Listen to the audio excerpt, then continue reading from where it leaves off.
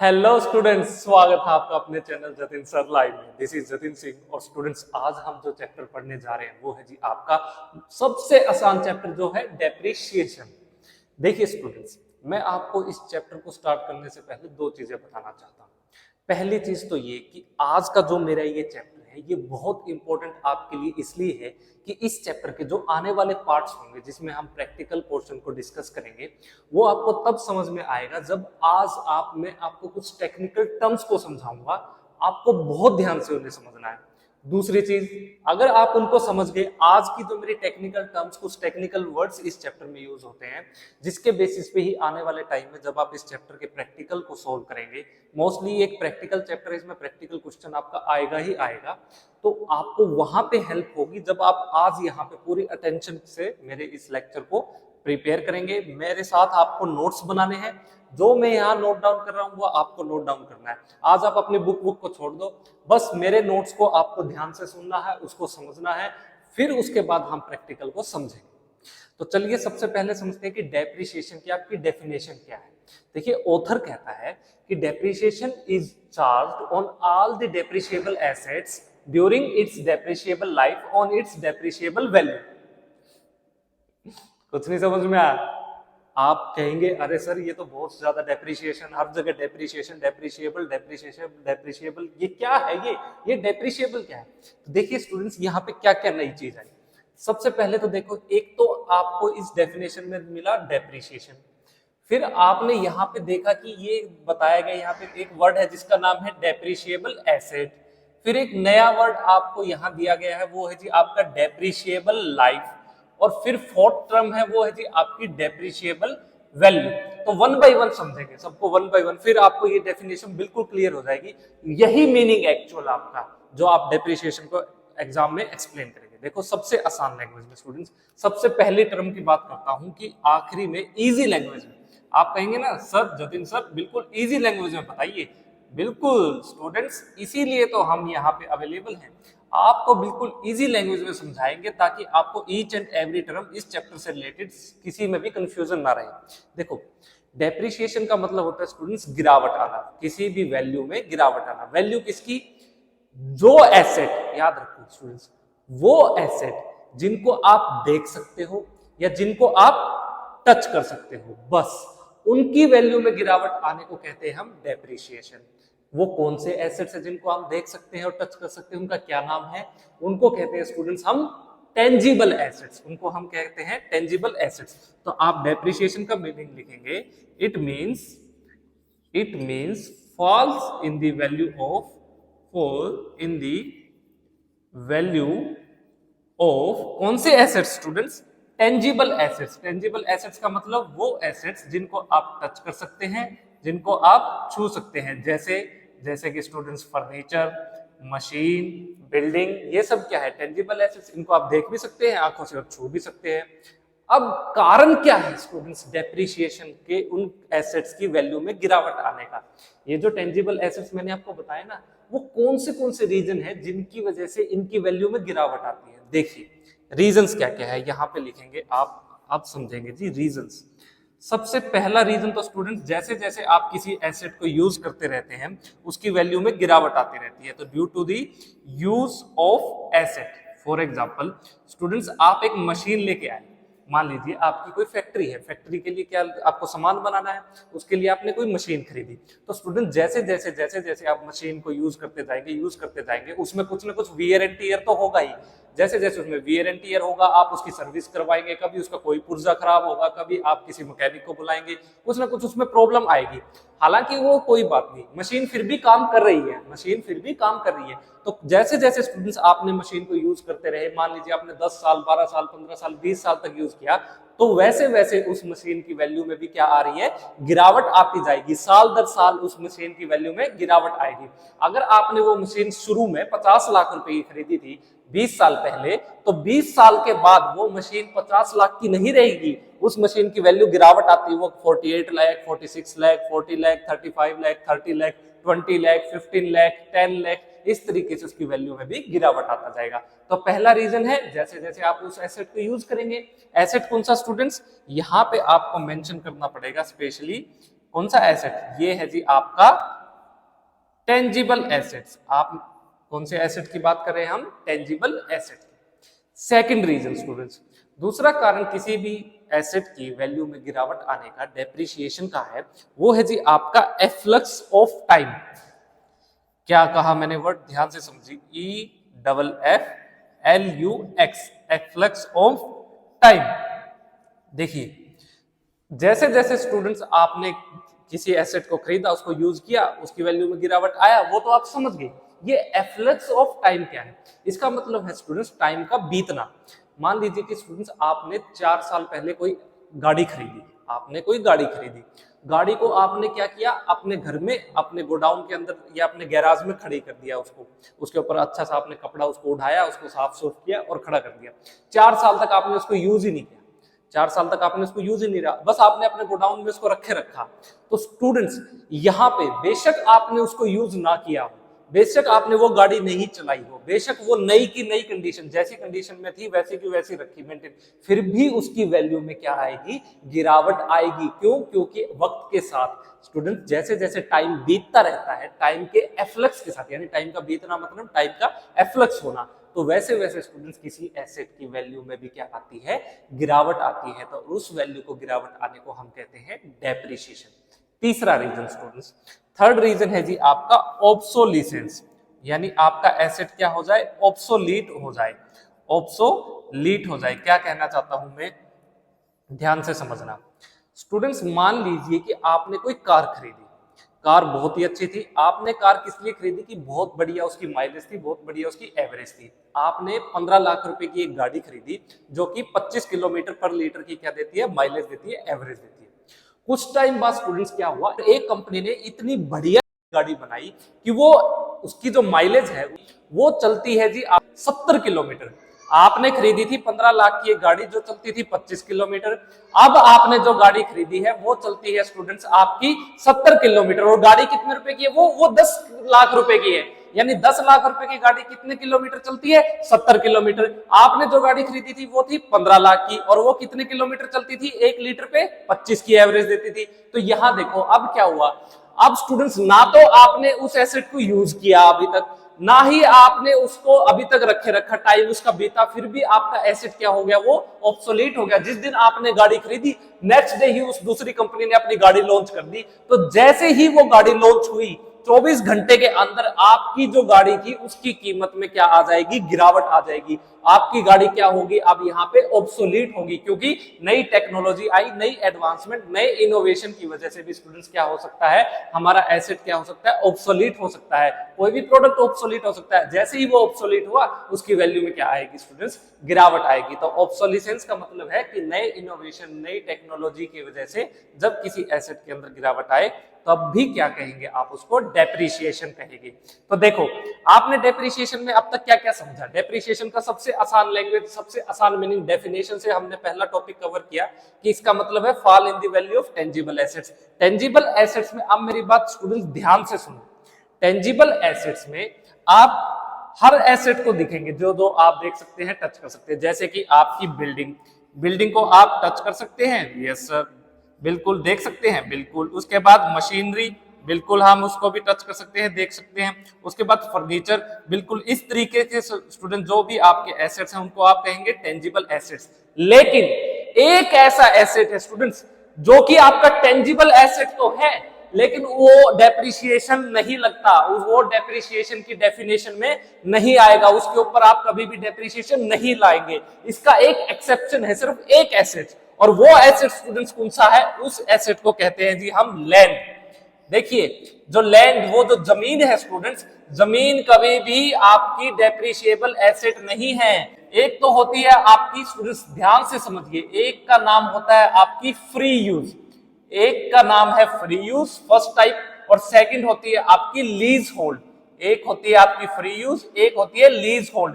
Free use का मतलब students वो जमीन, वो प्लॉट, वो आपका जो जमीन का टुकड़ा जिसको आपने क्या किया? खरीद लिया, जो कि आपके नाम पे है, यानी उसके ऊपर क्या होगा? डेप्रिसिएशन नहीं लगेगा। इस जमीन के टुकड़े पे जिसके क्या हो? आप क्या हो स्टूडेंट्स? ओनर हो, जिसके आप क्या हो? ओनर हो। उसके ऊपर तो डेप्रिसिएशन नहीं लगेगा, नहीं लगेगा। लेकिन जो लीज होल्ड है, वो जमीन का टुकड़ा, लीज होल्ड का मतलब पट्टे पे लेना। जमीन का टुकड़ा क्या होता है, कई बार मान लीजिए आपके कोई सेक्टर है, सेक्टर के बीच में पार्क है ना, तो सरकार के पास मान लीजिए कोई स्कूल बनाने के लिए गया, प्राइवेट स्कूल वाला, वो कहता है जी देखिए मैं यहाँ पे स्कूल ओपन करना चाहता हूँ। तो सरकार कहती है तो बहुत अच्छा बात है, ये तो बहुत बढ़िया बात है, हमारे देश के बच्चे पढ़ेंगे। तो वो कहता है जी मुझे जमीन चाहिए, लेकिन मेरे पास इतने पैसे नहीं है कि मैं आपको लैंड का जो सर्कल रेट है वो दे सकूं। तो सरकार कहती है कोई बात नहीं, इस सेक्टर में हमारा जो ये पार्क है ना, इस पार्क को हम क्या करते हैं, आपको पट्टे पे दे देते हैं 50 साल के लिए, 50 इयर्स के लिए, 100 रुपए per year, 100 rupees per year के हिसाब से उस पार्क को क्या किया, आपको दे दिया सरकार ने। तो उसको कहेंगे हम लीज होल्ड लैंड, उसको हम कहेंगे लीज होल्ड लैंड। याद रखना, ये जो पट्टे पे मिला है ना आपको, ये जो लीज पे मिला है, इसके ऊपर क्या लगेगा स्टूडेंट्स, इसके ऊपर तो डेप्रिसिएशन लगता है। लेकिन जो ये फ्री यूज लैंड है, जो कि आप जिसके क्या हो ओनर, जो कि आपने सरकार से खरीद लिया है, उसके ऊपर डेप्रिसिएशन नहीं लगेगा। तो ये बात भी आपको ध्यान रखनी है। तो यहां तक स्टूडेंट्स आपको क्लियर हुआ डेप्रिसिएशन का मीनिंग। देखिए अब ये जो मैंने आपको डेप्रिसिएशन का ये जो आसान सा मीनिंग बताया ना, इसमें मैंने स्टूडेंट्स एक वर्ड का, एक एसेट जिनका यूज किया, वो है जी टेंजिबल एसेट्स। लेकिन स्टूडेंट्स आप तो कहते हैं सर एसेट तो टेंजिबल के अलावा इंटेंजिबल भी एसेट्स भी होते हैं, तो उनका क्या? देखो ध्यान से सुनना अब मेरी एक नई चीज को।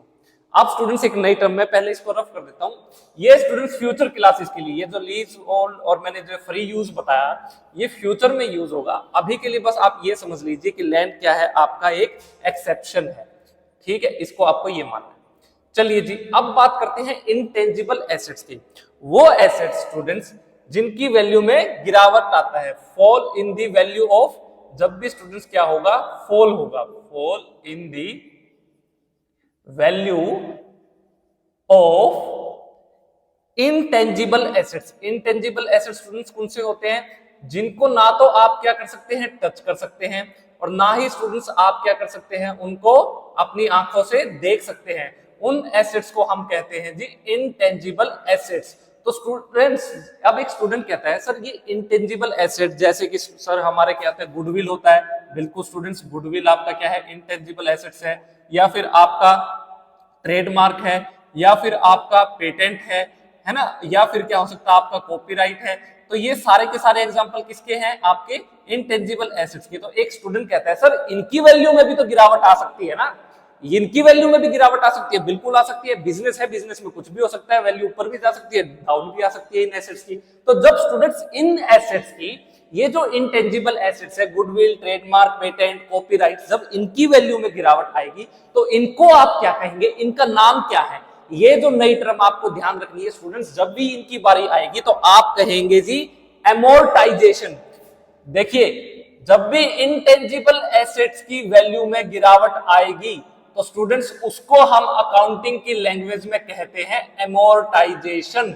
और स्टूडेंट्स जब भी क्या होगा, टेंजिबल वैल्यू की एसेट्स में गिरावट आएगी, जब भी टेंजिबल एसेट्स की वैल्यू में गिरावट आएगी, उनको तो कहेंगे आप डेप्रिसिएशन। और जब भी इंटेंजिबल एसेट्स की वैल्यू में क्या आएगी, गिरावट आएगी, तब आप उनको कहेंगे एमोर्टाइजेशन। इसके लिए क्या टर्म है, एमोर्टाइजेशन। ये अपने दिमाग में स्टूडेंट्स अपने माइंड में फिट कर लीजिए। ये मैं जो जो वर्ड आज आपको समझा रहा हूं, ये जो जो टर्म आपको समझा रहा हूं, ये बहुत बेनिफिशियल रहेगी, आपको बहुत ध्यान से समझना है। नई नई टर्म थोड़ी यूज हो रही है, थोड़ी टेक्निकल टर्म है, आप पहली बार इसको समझ रहे हैं। आपकी मानता हूं मैं आप क्लास 11 के स्टूडेंट हो, बस यहां से आपका लेवल अब धीरे धीरे धीरे धीरे बढ़ता जाएगा। लेकिन बहुत आसान है, मैं बहुत इजी लैंग्वेज में आपको समझा चुका हूं। ये इंटेंजिबल एसेट्स का भी आपको पता है, टेंजिबल एसेट्स का भी आपको पता है, डेप्रिसिएशन इतनी देर से सुन रहे हैं उसका भी पता चल गया। अब देखिए, अब एक स्टूडेंट कहता है सर टेंजिबल एसेट्स भी होते हैं, इंटेंजिबल एसेट्स भी होते हैं, क्या इनके अलावा और भी कोई एसेट होते हैं? बिल्कुल स्टूडेंट्स, एक और एसेट्स होते हैं। देखिए यहां पहले आपने डेप्रिसिएशन क्या समझा, एमोर्टाइजेशन का मीनिंग समझा, अब तीसरा मीनिंग समझिए स्टूडेंट। एक होता है जी आपका डेप्लीशन। डेप्लीशन क्या होता है, DEPLETION, डेप्लीशन। देखो ये टर्म, इसका मीनिंग क्या है, इसको समझो स्टूडेंट। जब भी क्या होगा, वैल्यू में गिरावट आएगी, जब भी fall in the value of, किन की, कौन से एसेट्स की वैल्यू में? स्टूडेंट्स आपके वेस्टिंग एसेट्स। कौन से एसेट्स? आपके वेस्टिंग एसेट्स। अब ये वेस्टिंग एसेट्स कौन से हैं? देखिए वेस्टिंग एसेट्स को कहते हैं स्टूडेंट, जैसे कि हमारे क्या है, नेचुरल रिसोर्सेज। हमारे जितने भी स्टूडेंट्स नेचुरल रिसोर्सेज हैं उनको हम कहते हैं वेस्टिंग एसेट्स। जैसे कि स्टूडेंट्स आपका सबसे प्रीमियम एग्जांपल है इसका, वो है जी आपका कोल माइंस, आपकी कोयले की खदान। ये क्या है, आपका इस एसेट का एग्जांपल है। तो स्टूडेंट जब आपकी कोयले की खदान है, उसके अंदर उस खदान की वैल्यू में गिरावट आएगी, यानी वो क्या है, आपका एक नेचुरल रिसोर्स है कोयला, कोल आपका नेचुरल रिसोर्स है, और जब उसकी वैल्यू में गिरावट आने लग जाए तो समझ लेना कि हम बात कर रहे हैं किसकी, डेप्लीशन की। हम कह रहे हैं वो वेस्टिंग एसेट है, और वो उसको हम जो नया टर्म यूज करेंगे यहाँ पे, जब उसकी वैल्यू में गिरावट आएगी तो हम कहेंगे यहाँ पे वो उसकी वैल्यू क्या हुई, डेप्लीट हुई। हम वो क्या कहेंगे, उसकी वैल्यू क्या होगी, डेप्लीट हो गई। यहाँ पे डेप्लीशन वर्ड यूज होगा। और जब किसी इंटेंजिबल एसेट की वैल्यू में गिरावट आएगी तो आप कहेंगे जी उसकी वैल्यू में क्या हुआ, एमोर्टाइजेशन हुआ। आप जो वर्ड यूज करेंगे एमोर्टाइजेशन। और जब मैं कहूंगा किसी टेंजिबल एसेट्स की वैल्यू में गिरावट आई है तो आप वर्ड का यूज करेंगे जी डेप्रीशिएशन। किस वर्ड का यूज करेंगे स्टूडेंट्स, डेप्रीशिएशन। और टेंजिबल एसेट्स में वो याद रखना, सिर्फ लैंड कभी नहीं आएगा। लैंड हमेशा क्या है आपका, ये आपका एप्रिशिएबल एसेट्स, इसकी वैल्यू क्या है, कभी भी घटती नहीं है, इसकी वैल्यू मान के चलते हैं।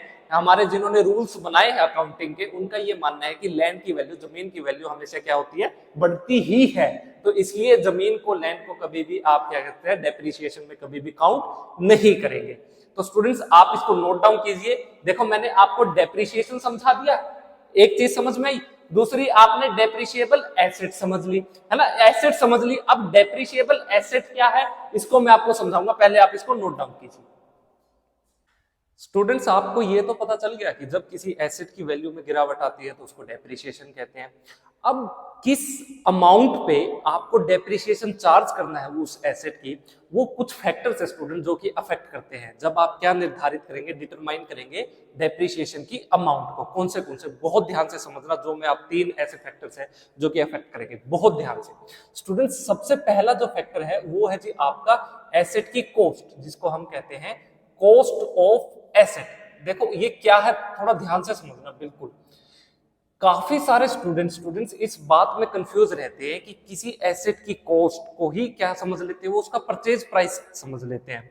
मतलब जिस प्राइस पे आपने किसी एसेट या किसी मशीन को आपने खरीदा, वो क्या सोचते हैं कि वही उसकी कॉस्ट है। नहीं नहीं, वो उसकी कॉस्ट नहीं है। समझो दोनों में क्या डिफरेंस है। मान लीजिए स्टूडेंट्स आपने डिसाइड किया कि आप क्या करेंगे कि कोई ना कोई बाजार से मशीन खरीदने का फैसला किया।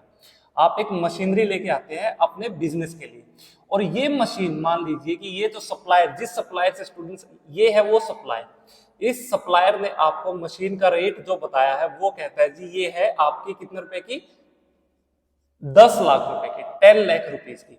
तो स्टूडेंट्स अब आपको ये पता है कि जैसे ही आप मशीन को खरीदोगे तो आपको उसके ऊपर क्या पे करना है, आपको जीएसटी भी पे करना पड़ेगा, है ना।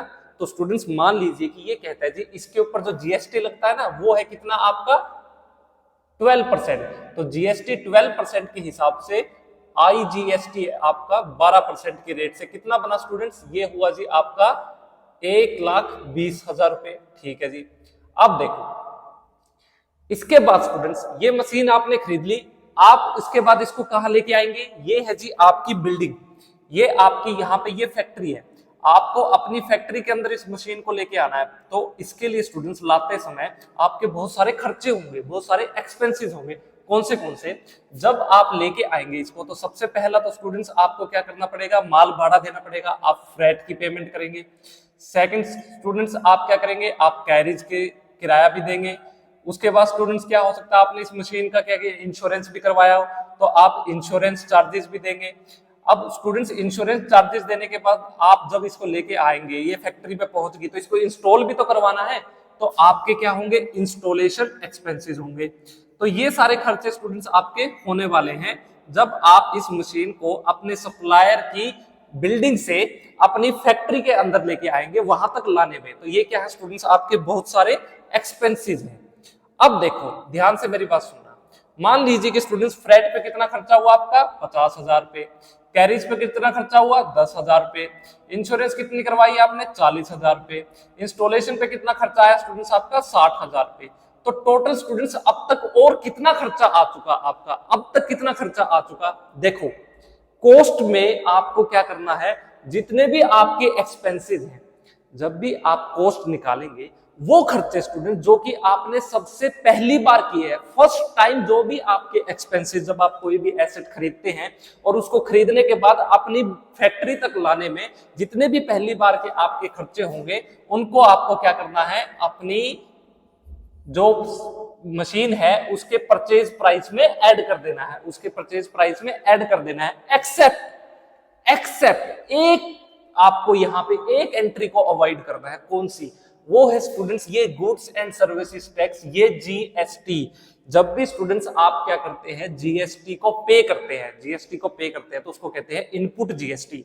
और ये जो जीएसटी स्टूडेंट्स, इसको आप क्या करते हैं बाद में जब आप इसको आउटपुट जीएसटी के साथ एडजस्ट कर लेते हैं। इसका इनपुट जीएसटी का नेचर क्या है, जब भी वो आपका एक एसेट है, उसका नेचर एक एसेट है, इसलिए स्टूडेंट्स आपको इस मशीन के परचेज प्राइस में इस अमाउंट 1,20,000 को ऐड नहीं करना। उसकी कॉस्ट निकालते वक्त आप क्या ऐड करेंगे, बस ये सारे एक्सपेंसेस, इनको क्या करना है, आपको ऐड करना है जब आप अपनी फैक्ट्री में लेके आए। देखो कितना था, 1 लाख, 1 लाख में स्टूडेंट्स 50,000 प्लस 10,000 प्लस 40,000 प्लस 60,000, ये कितने हुए स्टूडेंट्स, ये हुआ जी आपका टोटल बढ़ के 11,20,000, 11,20,000 रुपए। ये देखो जब आपने इन सारे एक्सपेंसेस को क्या किया, ऐड किया, इसको ऐड किया, इसको ऐड किया, इसको ऐड किया, सिर्फ जो जीएसटी पे किया उसको छोड़ के, तो ये जो अमाउंट आएगी स्टूडेंट्स, इसको हम कहते हैं कॉस्ट ऑफ मशीन, यानी ये क्या है, आपकी कॉस्ट ऑफ एसेट। तो अब आपको जो डेप्रिसिएशन स्टूडेंट चार्ज करना है वो करोगे जी आप 11,20,000 रुपए के ऊपर।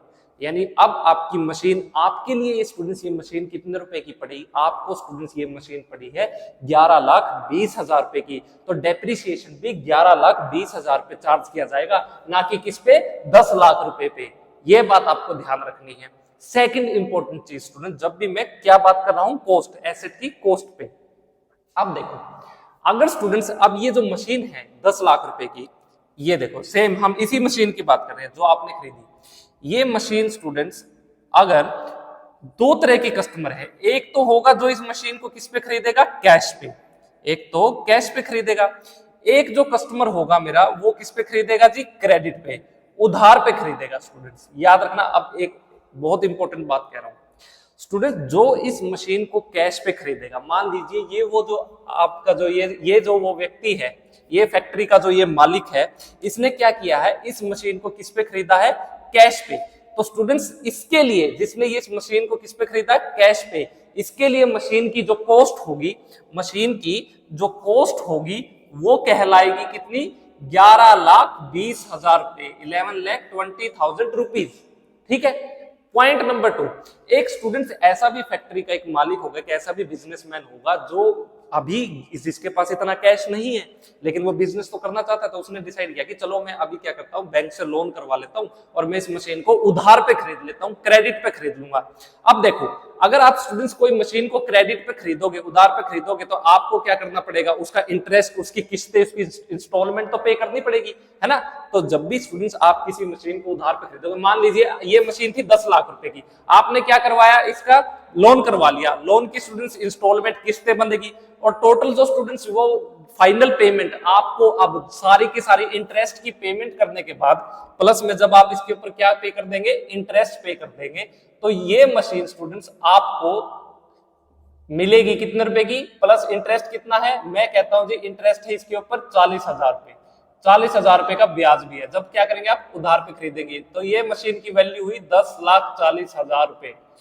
अब 10,40,000 रुपए में आपने ये मशीन खरीद ली, किससे खरीद ली स्टूडेंट्स, आपने अपने सप्लायर से खरीद ली, उसके ऊपर आपने फिर घर, इसको अपनी फैक्ट्री तक लाने में ये सारे खर्चे फिर हुए आपके, राइट। अब मुझे बताओ यहां पे इस मशीन की कॉस्ट कितनी लिखूं मैं, 10,20,000, 11,20,000 प्लस में ये 40,000 रुपए भी ऐड करूं क्या मैं ब्याज के, नहीं करने स्टूडेंट्स। जब भी आप क्या करेंगे, उधार पे किसी मशीन को, एसेट को खरीदते हैं, जिसको हम कहते हैं आप इंस्टॉलमेंट्स पे, आपको स्टूडेंट्स एग्जाम में लिखा मिल सकता है कि आपने क्या किया है, मशीन परचेज की है किस पे, इंस्टॉलमेंट पे। इंस्टॉलमेंट का मतलब आपने ये उधार पे परचेज की है, आपको क्या करनी है, इसकी किस्तें देनी है। तो आपको वो इंस्टॉलमेंट की अमाउंट ऐड नहीं करनी, आपको ये अमाउंट ऐड नहीं करनी। आपके लिए तो अभी भी वो 10 लाख रुपए की ही है, और आपके लिए भी, आपके लिए मशीन कितने रुपए की है, सेम केस रहेगा, 11,20,000 रुपए की ही ये मशीन कहलाएगी। यही वैल्यू क्या करनी है स्टूडेंट्स, आपको लेनी है जब क्या करेंगे मशीन को, बेशक आप क्रेडिट पे खरीदे, बेशक आप उसको कैश में खरीदे। अगर आप कैश में खरीदेंगे आपको क्या करना है, जीएसटी को इंक्लूड नहीं करना, लेकिन जब आप उसको क्रेडिट पे खरीदेंगे तो आपको जीएसटी को तो इंक्लूड करना ही नहीं है, साथ में आपको जो इंस्टॉलमेंट, जो ब्याज जो आपको पे करना है, जो आपने लोन के थ्रू है, उसका लोन करवाया ना, उसके थ्रू पे किया, वो भी आपको ऐड नहीं करना। कब आप, जब आप मशीन की कॉस्ट को क्या करेंगे, कैलकुलेट करेंगे। ये पॉइंट नंबर 1 है, ये बात आपको याद रखनी है। जब भी स्टूडेंट्स आपको क्या मिले, सबसे पहला पॉइंट, आपको जब किसी एसेट की डेप्रिसिएशन के लिए अमाउंट को डिटरमाइन करना हो, तो उसके लिए स्टूडेंट सबसे पहले आपको यह पता होना चाहिए कि उस एसेट की कॉस्ट क्या है। उस एसेट का परचेज प्राइस नहीं, उस एसेट की कॉस्ट। और कॉस्ट स्टूडेंट्स कितनी है, वो है जी 11,20,000 रुपए। कॉस्ट के अंदर स्टूडेंट्स आपको क्या करना है, वो पहली बार के खर्चे, वो पहली बार के खर्चे, जब आपने किसी मशीन को अपने सप्लायर से परचेज किया और परचेज करने के बाद आप उसकी फैक्ट्री में लेके आए, तो सप्लायर से लेके फैक्ट्री तक लाने तक जो भी आपका खर्चा हुआ और मशीन को चलाने तक, फाइनल जब वो मशीन स्टार्ट होगी तब तक जितने भी खर्चे उस मशीन के ऊपर हुए ना, आपको वो सब क्या करने हैं, ऐड करने हैं पहली बार। जो आप पहली बार करेंगे बस वो एक बार ही ऐड होंगे। उसके बाद स्टूडेंट्स मान लो कि दूसरी बार आपने क्या डिसाइड किया कि इस मशीन को मैं क्या करता हूँ, नेक्स्ट डे अपनी दूसरी फैक्ट्री में ले जाता हूँ, तो वहां तक लाने में भी आपका माल भाड़ा लगेगा, आपका खर्चा लगेगा, है ना, आपके फिर से आपको इंस्टॉलेशन करवाना होगा, वो ऐड नहीं होंगे, वो दूसरी बार वाले ऐड नहीं होंगे। बस कब होंगे, जब आप अपने सप्लायर के प्लेस से अपनी फैक्ट्री तक लाए एक बार। ये पॉइंट नंबर 1। चलिए स्टूडेंट्स, आपको पता चल गया मेरी मशीन की कॉस्ट कितनी है। कॉस्ट ऑफ एसेट आपका है, ये है जी आपकी 11,20,000 रुपए, यहां से आपने डिटरमाइन कर दी। अब स्टूडेंट्स एक और पॉइंट नंबर 2 जो आपको ध्यान में रखना है, जिसका नाम है जी आपकी बुक के अंदर estimated useful life of asset. Point number 2 ध्यान से समझना, जो मैं आपको बता रहा हूं बिल्कुल इंपॉर्टेंट है। जब भी आप प्रैक्टिकल क्वेश्चंस को सोल्व करेंगे ये वर्ड आपके आएंगे ही आएंगे, यानी एक तरह से आपका प्रैक्टिकल शुरू ही यहां से होगा। देखिए, estimated useful life of an asset, देखो ये क्या कहना चाहता है यहां, इसको समझना, इस टर्म को समझना, इस लाइन को समझना। देखो स्टूडेंट्स, आपने जैसे ही ये मशीन खरीदी, आपने ये मशीन खरीदी कितने रुपए की, 11,20,000 रुपए की। आप खरीदने के बाद अपनी फैक्ट्री में आए, फैक्ट्री में आने के बाद आपने क्या किया, सोचना शुरू किया। यहां आप सोच रहे हो यार ये मशीन ना मेरी कितने साल तक काम करेगी, कितने साल तक ये सुचारू रूप से बिल्कुल अच्छी कंडीशन में, ऑप्टिमम कंडीशन में, इफेक्टिव तरीके से, पूरी एफिशिएंसी के साथ काम करती रहेगी, मेरी जो प्रोडक्शन है उसके स्मूथली चलता रहे, कोई बाधा ना आए। तो आपको लगा यार ये कम से कम 15 साल तो चलेगी मशीन। कितने साल चलेगी, 15 साल। अब देखिए स्टूडेंट्स, आपने आज यहां इस दिन इस तारीख को आपने मशीन खरीदी और आपको लगता है कि ये मेरी मशीन कितने साल चल सकती है, और 15 साल। ये लीजिए, 1 साल, 2 साल, 3, 4, 5, 6, 7, 8, 9, 10, 11, 12, 13, 14 और ये आ गया 15 ईयर। स्टूडेंट्स अब देखना, मान लीजिए आज ये है जी आपका 15th ईयर, ये आपने इसकी अनुमानित आपकी क्या है उम्र मान ली इस मशीन की कि ये इतने साल तो ये काम चलाएगी। तो स्टूडेंट्स ये जो लाइफ है ना, ये जो लाइफ, आज आपने क्या किया, इस मशीन को परचेज किया, आज आपने क्या किया था, इस मशीन को परचेज किया था, परचेज ऑफ मशीनरी। ठीक है, अब देखो ध्यान से देखना मेरी बात, जो मैं कह रहा हूं ये है ईयर नंबर 1। स्टूडेंट्स कुछ टाइम के बाद, कुछ सालों के बाद, कितने साल के बाद, मान लीजिए कि साल है जी आपके 12 साल के बाद। ये 12 साल के बाद स्टूडेंट्स क्या हुआ, एक नई मशीन आई मार्केट के अंदर, क्या आई, एक नई मशीन आई। आपने ये मशीन कितने रुपए की खरीदी थी, 11,20,000 रुपए की। आपने ये मशीन खरीदी थी 11,20,000 रुपए की। ठीक है, ये जो नई मशीन मार्केट में आई ना, ये मशीन स्टूडेंट्स है सिर्फ 5 लाख रुपए की। ये 5 लाख रुपए की मशीन है और स्टूडेंट्स आपकी मशीन से ये 2 गुना काम करती है। यानी इसका जो प्रोडक्शन रेट है, ये किसी गुड्स, मान लीजिए आपका काम है, क्या है, मान लीजिए आपका शूज बनाने का काम है, तो आपकी मशीन अगर 1 घंटे में ये 11,20,000 रुपए वाली मशीन 1 घंटे में अगर मान लीजिए 70 शूज के पेयर को तैयार करती है, तो ये 5 लाख वाली मशीन 100 शूज के पेयर 1 घंटे के अंदर तैयार कर देती है। अब देखो, एक तो इसकी कॉस्ट भी कम है, एक इसकी प्रोडक्शन की रेट भी ज्यादा, प्रोडक्टिविटी भी ज्यादा, इसकी एफिशिएंसी भी ज्यादा है। कौन से ईयर में? ये है जी 12th ईयर, 12वें साल में। अब देखो स्टूडेंट्स, जैसे ही ये नई मशीन आई ना, अब आप सोचने लगे यार मैं क्या अपनी इस पुरानी मशीन के साथ ही कैरी ऑन करूं, ये जो मेरी ओल्ड मशीनरी है, या मैं नई मशीन लूं। अगर स्टूडेंट्स आप पुरानी मशीन के साथ ही काम करते हैं तो आपको पता है कि ये ज्यादा से ज्यादा 3 साल और चलेगी, 15 साल तक इसकी लाइफ है। इसको जर लग गया है, इसके बॉडी पार्ट्स भी क्या है, गल गए हैं, ठीक है। इसके अंदर दोबारा बहुत मैकेनिक बार बार बुलाना पड़ता है, कभी कोई पुर्जा खराब, कभी कोई पुर्जा खराब, इसके ऊपर बहुत सारे खर्चे हो रहे हैं, इसकी सर्विसिंग के ऊपर भी बहुत ज्यादा मेरा खर्चा आ रहा है। तो आप परेशान से हो चुके हैं थोड़े बहुत इस मशीन से, लेकिन फिर भी ये काम दे रही है तो आप इससे काम ले रहे हो। अब देखो स्टूडेंट्स, अब ये 12th ईयर में इससे ये मशीन आपकी 11,20,000 रुपए की, इस मशीन की कॉस्ट है 5 लाख, ये काम भी ज्यादा कर रही है, ये शूज भी ज्यादा बना रही है। तो इस सिचुएशन में स्टूडेंट्स आपको लगा कि यार मुझे ना नई मशीन लेनी चाहिए, मुझे ना नई मशीन लेनी चाहिए। अब मेरा काम इस पुरानी मशीन से नहीं चलेगा, ये जो मशीन मैंने पहले खरीदी है ना, अब मेरा काम इससे नहीं चलेगा। तो स्टूडेंट जिस दिन भी, अब जिस साल भी ये नई मशीन आई ना, उसी साल स्टूडेंट्स आपकी ये जो पुरानी मशीन थी ना, ये वाली मशीन, ये आपकी ओल्ड मशीन, अब ये क्या बन गई आपकी ओल्ड मशीन। तो इसकी लाइफ अब 15 साल से घटके कितनी रहेगी स्टूडेंट्स? इसकी लाइफ अब 15 साल से घटके रहेगी जी 12 साल। यानी अब यहाँ पे estimated useful life of an asset, जो आपकी ये जो मशीन है ना, इसकी कितनी है? 12 ईयर्स है। पहले स्टूडेंट्स इसकी कितनी मानी थी आपने? पहले मानी थी कि कम से कम ये मेरी मशीन 15 साल तो चलेगी चलेगी, लेकिन अब आप कहते हैं कि नहीं, ये मेरी मशीन की एस्टिमेटेड लाइफ सिर्फ 12 साल है। ये स्टूडेंट्स फर्क है। जब भी आपको एग्जाम में अगर estimated useful life of an asset बोला जाता है, तो आपको इस एग्जांपल से समझ में आ जाना चाहिए कि एग्जामिनर क्या बात करना चाह रहा है। अब पॉइंट नंबर 3, देखो 2 समझ लिए ना आपने, तीसरा इंपॉर्टेंट पॉइंट, ये हर प्रैक्टिकल क्वेश्चन में आपको मिलेगा, ये वाला पॉइंट तो आपको मिलेगा ही मिलेगा।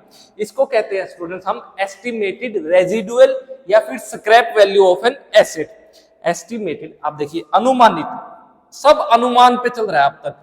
एस्टिमेटेड, या तो बोला जाएगा आपको रेजिडुअल, या फिर स्टूडेंट्स इसकी जगह एक वर्ड यूज होता है जिसको हम कहते हैं स्क्रैप। स्क्रैप का मतलब कबाड़, भंगार।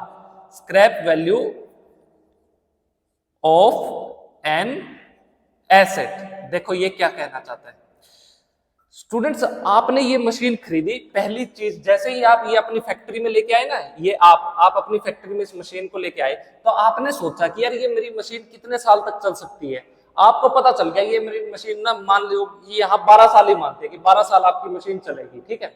अब स्टूडेंट्स आप सोचते हो यार मैं ना 12 साल के बाद जब इस मशीन को बेचूंगा या कबाड़ी को दूंगा, है ना, भंगार के रेट में कुछ तो जाएगी। अब माना कि आपकी मशीन ये बिल्कुल खत्म हो चुकी है, ठीक है, सब कुछ इसका बर्बाद हो चुका है, फिर भी कबाड़ी वाले को जब आप बेचोगे तो कबाड़ी वाला कुछ तो आपको पैसे देगा, कबाड़ में आपको कुछ तो इसकी स्क्रैप वैल्यू होगी। स्क्रैप का मतलब कबाड़, भंगार, है ना, तो भंगार में आपको कुछ ना कुछ तो मिलेगा। तो आपको लगा कि यार उस टाइम तक मेरे को, जब मैं 12 साल के बाद इसको बेच दूंगा तो वो मुझे कितने रुपए देगा। ये स्टूडेंट्स ये लाइफ है, ये आगे हम 12th ईयर पे, ये जो 12 साल के बाद आपको लगता है कि ये जो मशीन, ये जो स्टूडेंट्स आपने मशीन खरीदी थी कितने रुपए की? 11,20,000 रुपए की। अगर आप इसको कबाड़ में बेचोगे, यहाँ आपकी खत्म होगी, तो उसके बदले आपको पता कितने पैसे मिल सकते हैं? आपको लगता है जी यहाँ पे मुझे कम से कम 50,000 रुपए तो वो कबाड़ी वाला, वो भंगार वाला मुझे देगा ही देगा, जिसको मैं भंगार में, कबाड़ में इसको बेच दूंगा। तो अब देखना, अब स्टूडेंट्स इसको कहते हैं, ये जो 50,000 रुपीज आपने सोचा है ना कि बेच के इतने पैसे तो मुझे मिलेंगे ही मिलेंगे, इसको कहते हैं जी आपकी मशीन की क्या? Scrap value. ये क्या है आपकी मशीन की स्क्रैप वैल्यू? कौन सी? जिसका आपने अनुमान लगाया है, यानी एस्टिमेटेड स्क्रैप वैल्यू या फिर एस्टिमेटेड रेजिडुअल वैल्यू। ये आपको ध्यान रखना स्टूडेंट्स। तीसरी चीज आपको, ये बहुत इंपॉर्टेंट थी जब आप अपने क्वेश्चंस को सोल्व करेंगे। 3 पॉइंट हो गए। अब एक फॉर्मूला याद रखना आपको। अब मैं आपको एक फॉर्मूला बताना चाहता हूं। कौन सा फॉर्मूला, कहां बताया जाए, कहां एक्सप्लेन करें फॉर्मूले को, चलिए यही कर देते हैं। फोर्थ स्टूडेंट्स फॉर्मूला एक फॉर्मूला है जिसको कहते हैं हम आपको याद रखना है, अगर आपसे एग्जामिनर पूछता है कि बताओ डेप्रिशिएबल अमाउंट को आप कैसे निकालेंगे, क्वेश्चन क्या आएगा आपका, डेप्रिशिएबल अमाउंट, तो इसका फॉर्मूला क्या है आपसे अगर एग्जामिनर ये पूछे तो आप उसको बताएंगे जी, जब हम क्या करेंगे मशीन की कॉस्ट में से, यानी आप जब क्या करेंगे कॉस्ट ऑफ एन एसेट, आपकी एसेट की जो भी कॉस्ट है और उसमें से आप क्या लेस कर देंगे, आपको माइनस करना है स्टूडेंट्स उसकी स्क्रैप वैल्यू को, उसकी scrap value, estimated scrap value को जब आप माइनस कर देंगे तो वो जो अमाउंट आएगी वो कहलाएगी स्टूडेंट्स आपकी क्या, वो कहलाएगी जी आपकी डेप्रिशिएबल अमाउंट। यानी यहां देखो ये कितनी थी आपकी कॉस्ट एसेट, 11,20,000 रुपए, और आपने क्या डिसाइड किया कि 12 साल के बाद भंगार में बेचूंगा, तो ये कितने रुपए की जाएगी, 50,000 रुपए की। तो 11,20,000 में से जब आप 50 लाख को माइनस कर देंगे 50,000 को, तो आपकी वैल्यू आई 10,70,000 रुपए। ये जो 10,70,000 रुपीज आई ना स्टूडेंट्स, इसको ही हम क्या कहेंगे, इसको ही हम कहते हैं डेप्रिशिएबल अमाउंट। बस एक ये चीज आपको ध्यान रखनी है, देखो रट्टा नहीं लगाना है, बिल्कुल देखो मैंने बिल्कुल क्लियरली आपको एक एक टर्म समझाई है। हाँ ये चैप्टर थोड़ा नया है आपके लिए, लेकिन बहुत आसान है। सबसे जब ये चैप्टर कंप्लीट हो जाएगा ना, आप कहोगे जी ये सबसे आसान चैप्टर था अब तक हमने पढ़ा है। बस थोड़ी नई नई टर्म्स है, आप पहली बार पढ़ रहे हैं क्लास 11 में, तो ये जो नए नए वर्ड्स है बस आपको ये सीखने हैं। कौन सा नया वर्ड, कि एसेट की कॉस्ट, जब कॉस्ट को कैसे निकालना है कि उसके परचेज प्राइस में जो फर्स्ट टाइम एक्सपेंसेस है उनको ऐड कर देंगे, और हम हमेशा क्या नहीं करना, जीएसटी के अमाउंट को इंक्लूड नहीं करना। दूसरी चीज, अगर आप उसको क्या करते हैं उधार पे खरीदते हैं, तो जो आप इंस्टॉलमेंट्स या इंटरेस्ट पे करेंगे, ब्याज पे करेंगे, उसको इंक्लूड नहीं करना। ये ध्यान रखनी है जब आप एसेट की कॉस्ट डिटरमाइन करेंगे। सेकंड चीज स्टूडेंट्स, आपको estimated useful life of an asset बताया कि एक आप सोच रहे हो कि मेरी मशीन कितने साल तक काम कर सकती है, कितने साल तक ये चल सकती है, तो उसको कहेंगे हम estimated useful life of an asset. तीसरा एस्टिमेटेड स्क्रैप वैल्यू या रेजिडुअल वैल्यू, यानी भंगार, जब आप उसको बेचेंगे 15 साल 12 साल 10 साल बाद वो खत्म हो जाएगी, तो कबाड़ में कितने रुपए की जा सकती है, आप अभी से अनुमान लगाते हो। तो एक ये आपने सीखा। फोर्थ स्टूडेंट्स, आपकी डेप्रिशिएबल अमाउंट का फॉर्मूला क्या है, तो फॉर्मूला क्या है, पॉइंट नंबर 1 कॉस्ट है जो एसेट की, उसमें से क्या लेस कर देना, रेजिडुअल वैल्यू, स्क्रैप वैल्यू, यानी जितने रुपए की आज के दिन आपने एसेट खरीदी है और आपको लगता है कि मैं इतने साल के बाद अगर ये भंगार में बेचूंगा, है ना, तब इसको कितने रुपए मिलेंगे, उसमें से जो लेस करके जो अमाउंट आएगी उसको कहते हैं जी हम डेप्रिशिएबल अमाउंट। बस इतनी सी बात। चलिए इसको नोट डाउन कीजिए, फिर मैं आपको फर्दर कुछ और बताता हूं। स्टूडेंट्स, किसी एसेट की वैल्यू में गिरावट आने को तो हम डेप्रिसिएशन कहते हैं। वो डेप्रिसिएशन को निकालने के मेथड्स कौन से हैं, चलिए अब हम वो सीखेंगे। हमारे सिलेबस में क्लास 11 में स्टूडेंट्स आपको 2 मेथड बताए गए हैं। एक है जी आपका स्ट्रेट लाइन मेथड, दूसरा है स्टूडेंट्स आपका रिटन डाउन वैल्यू मेथड। देखिए 1 बाय 1 समझते हैं। सबसे पहले हम बात करेंगे रिटन डाउन वैल्यू मेथड की। ये मेथड क्या है, इसको बहुत ध्यान से समझना। मान लीजिए स्टूडेंट्स आपने अपने बिजनेस के लिए कोई मशीन खरीदी, ये है जी वो मशीनरी, और इस मशीन का स्टूडेंट्स क्या है, आपको कॉस्ट दी गई है, यानी इस मशीन की कॉस्ट। मैंने आपको क्या बताया था अभी कि डेप्रिसिएशन किस पे चार्ज होगा, मशीन की किसी भी एसेट की कॉस्ट पे। तो स्टूडेंट्स इसकी कॉस्ट है वो है जी 1 लाख रुपए। अब एग्जामिनर कहता है कि इसके ऊपर जो डेप्रिसिएशन चार्ज करना है आपको, उसकी जो रेट है वो है जी 10%, 10% की दर से डेप्रिसिएशन चार्ज करो, यानी हर साल मशीन की वैल्यू कितनी गिरेगी, 10%। और आप 3 साल की बाद बताइए कि इस मशीन की वैल्यू कितनी होगी, यानी आपको 3 साल के बाद हमें बताना है कि डेप्रिसिएशन के बाद ये मशीन की वैल्यू कितनी रह गई। चलिए जी, तो स्टूडेंट्स 2 तरह के अकाउंटेंट हैं हमारी दुनिया में, 2 तरह के अकाउंटेंट हैं, उनके 2 तरह के नजरिए हैं। एक अकाउंटेंट कहता है जी मैं यहाँ पे जो फॉलो करूंगा मेथड डेप्रिसिएशन को निकालने का, वो होगा रिटन डाउन वैल्यू मेथड। हमने कहा जी ये क्या मेथड है, वो कहता है जी बिल्कुल मैं सिखाता हूँ, देखिए क्या मेथड है। इस मेथड के हिसाब से स्टूडेंट्स वो क्या करेगा, ये मशीन है मान लीजिए कितने रुपए की थी हमारी कॉस्ट, इसकी 1 लाख रुपए। तो वो कहता है मैं इस 1 लाख के ऊपर पहली तारीख, साल कौन सा स्टूडेंट्स अभी चल रहा है, ये है 2024, और तारीख कितनी है स्टूडेंट्स हमारी, जनवरी की पहली तारीख। तो इस दिन मशीन की वैल्यू 1 लाख। हमने कहा जी इस साल के आखिरी में कितनी वैल्यू रहेगी, तो उसने क्या किया स्टूडेंट, 10% डेप्रिसिएशन चार्ज किया किसके ऊपर, 1 लाख रुपए के ऊपर, जो इसकी कॉस्ट थी, ये आया जी 10,000 रुपीज।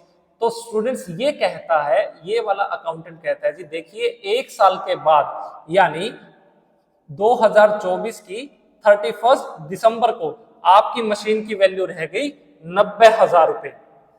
इस तरीके से स्टूडेंट डेप्रिसिएशन चार्ज किया जाता है, मशीन की वैल्यू कैसे गिराई जाती है, गिरावट कैसे आती है देखिए। अब स्टूडेंट्स हमने कहा जी 3 साल के लिए बताना है, वो कहता ठीक है जी बिल्कुल। अब साल आया स्टूडेंट सेकंड, दूसरा साल, दूसरे साल में स्टूडेंट वो कहता है जी मैं मशीन की वैल्यू जो अब ये आई है ना, ये जो वैल्यू स्टूडेंट्स आपकी आई है 90,000 रुपए, वो कहता है इसको रिटर्न डाउन वैल्यू। इसको क्या कहता है? Return down. देखो जो नीचे लिखी है ना वैल्यू, इसको कहेगा वो रिटर्न डाउन वैल्यू। इसका दूसरा नाम भी है स्टूडेंट्स, इसको हम बुक वैल्यू भी कहते हैं। क्या कहते हैं इसको? Book value. अगर आपको क्वेश्चन में बुक वैल्यू लिखा मिल जाए या रिटर्न डाउन वैल्यू मिल जाए, मतलब बिल्कुल सेम रहेगा। अब देखिए यहाँ पे स्टूडेंट्स फिर से डेप्रिसिएशन चार्ज किया जाएगा। अब की बार वो डेप्रिसिएशन पता है किस अमाउंट पे चार्ज करेगा? इस 90,000 पे, 90,000 पे। तो 90,000 का फिर से 10% लेगा और ये आई जी 9,000 रुपीज।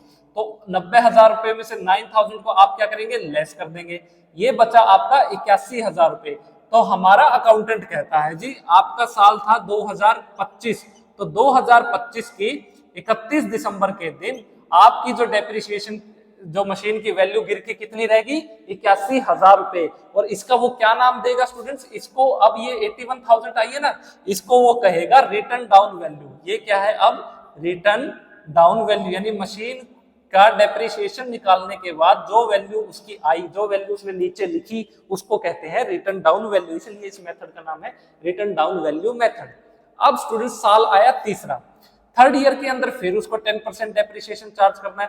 अब की बार फिर वो डेप्रिसिएशन चार्ज करेगा ये रिटर्न डाउन वैल्यू का। कौन सी वैल्यू का? रिटर्न डाउन वैल्यू का। तो ये हुआ जी 8,100, इसका 10%। तो वैल्यू आई स्टूडेंट्स हमारी मशीन की 72,900 रुपीज। कितनी तारीख को? साल था 2026, 31 दिसंबर को। यानी स्टूडेंट्स 1 जनवरी 2024 को हमारी मशीन की वैल्यू थी 1 लाख रुपए। रिटर्न डाउन वैल्यू मेथड कहता है कि जी डेप्रिसिएशन चार्ज करने के बाद, 3 साल का डेप्रिसिएशन चार्ज करने के बाद 31 दिसंबर 2026 को अब आपकी मशीन कितने रुपए की रहेगी? 72,900 रुपए की, 72,900 रुपीज की है मेरे हिसाब से, इस मेथड के हिसाब से। अब देखो स्टूडेंट्स, दूसरा अकाउंटेंट ये वाला कहता है जी देखो मेरा ना इस अकाउंटेंट से सोच थोड़ी अलग है, मेरा अलग हिसाब किताब है। हमने कहा तेरा क्या सिस्टम है?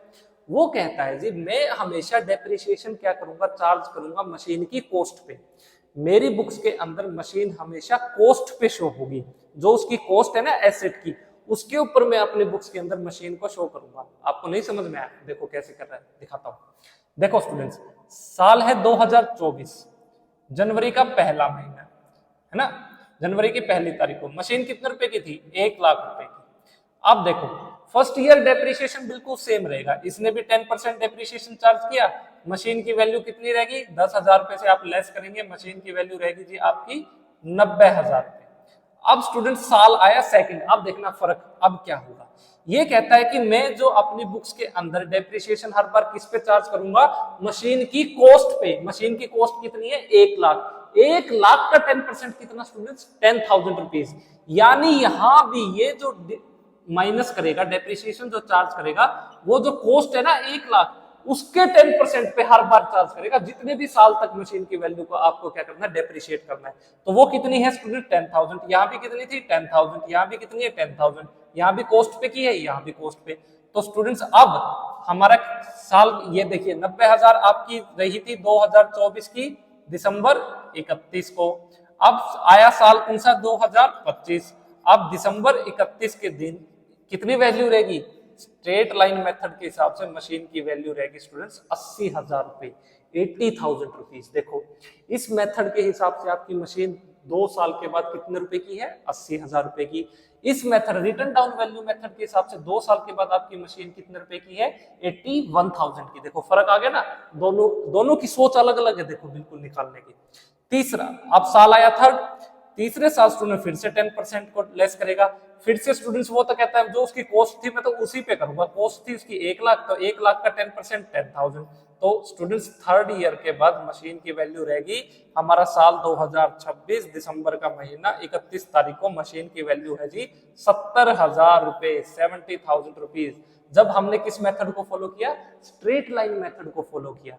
और स्टूडेंट जब हमने रिटर्न डाउन वैल्यू मेथड को फॉलो किया, इस अकाउंटेंट की सोच के हिसाब से हमारी मशीन की वैल्यू कितनी होनी चाहिए, 72,900 रुपीज। देखो कितना फर्क है डेप्रिसिएशन को चार्ज करने के। देखो ये डिपेंड करता है उस अकाउंटेंट की सोच पे, उसकी विचारधारा पे कि वो कौन सा मेथड फॉलो करना चाहता है। अगर वो स्ट्रेट लाइन मेथड फॉलो करता है तो 70,000 वैल्यू आएगी, मशीन की कॉस्ट थी 1 लाख, रहेगी 70,000। यहाँ पे वो कहता है मशीन की कॉस्ट थी 1 लाख, रहेगी कितनी, 72,000